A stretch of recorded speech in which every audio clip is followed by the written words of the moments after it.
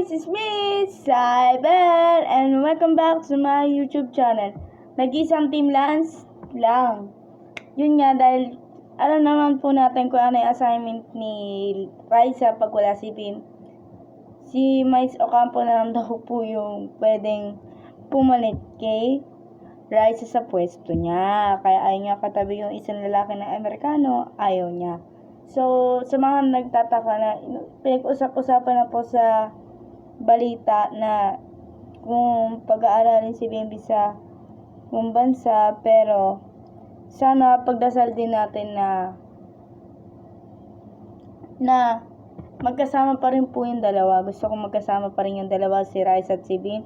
Dito na po ang Team Maybe sa Itbulaga, at syempre ako naman as Team Maybe fans ng Team Maybe. Actually, nandito na rin po sa akin yan, yung nabalita na rin po sa akin yan sa cellphone ko, yung sinabi po ng babae. Tas sana matuloy-tuloy pa po ang Team Maybe. Sana maging more successful ang Team Maybe. Baka hindi nyo nakakalimutan ang channel, subscribe, ayan. Kasi so sobrang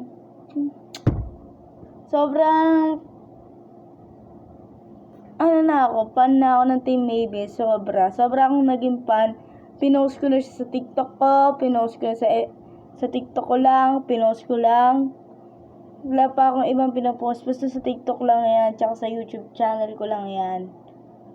Wala nang ibang, kasi dati Team Yaya Dab ako,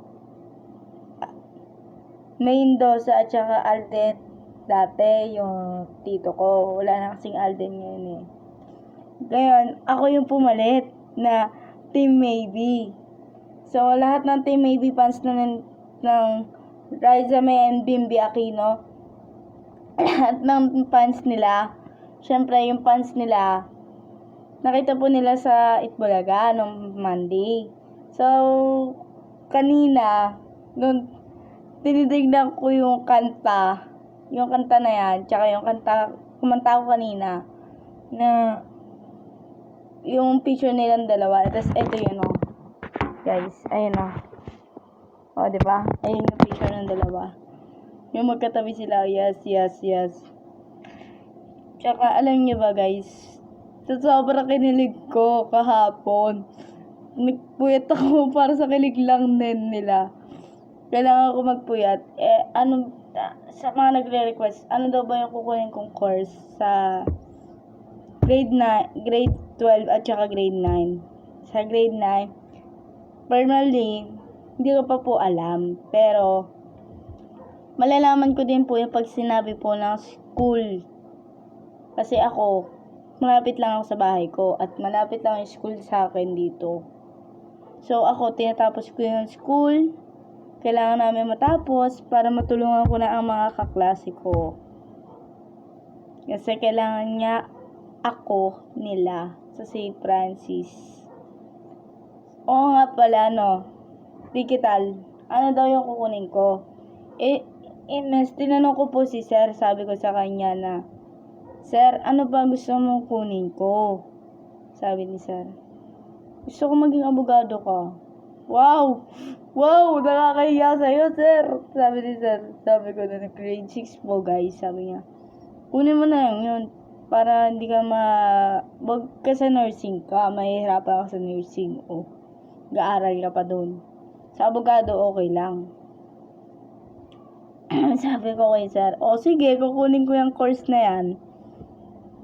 Gumano lang ako, sige po.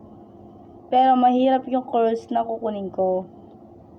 Actually, hindi alam ng mga Team Lance talaga na Team Lance at Team AA, Team Lance, lahat kami Sir Lance, kasi lahat kami Sir.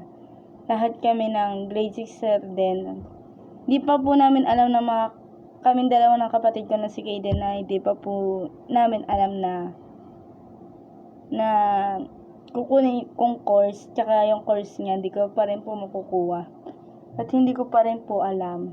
So, sobrang busy kasi namin eh. Busy namin sa pagbabantay, busy ko ako sa pag-aalaga dito sa dalawa. At nagiging nanay na ako. Sobrang haggard. Nagiging nanay na. So sa mga nagtatanong, kamusta na daw po ang Team Navy fans? Ayun, yung Monday. Guys, nung Monday.